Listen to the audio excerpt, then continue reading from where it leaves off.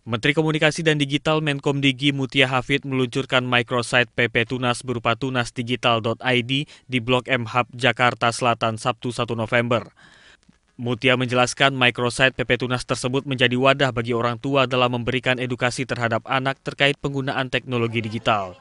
Dengan keterlibatan aktif orang tua dalam memberikan informasi mengenai game, aplikasi hingga tontonan positif, diharapkan anak-anak tidak terpapar konten negatif.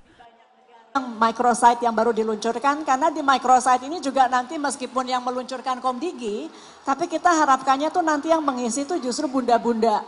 Bunda-bunda saling sharing.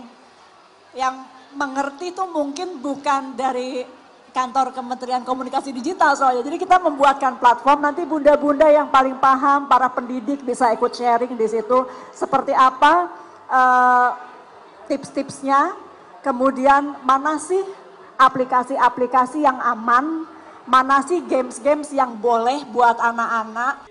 Menkomdigi juga berharap microsite PP Tunas tersebut dapat menjadi rumah bagi orang tua untuk belajar dan berbagi pengalaman dalam mendidik anak di ranah digital sehingga anak tidak terlalu bebas menjelajahi ruang digital.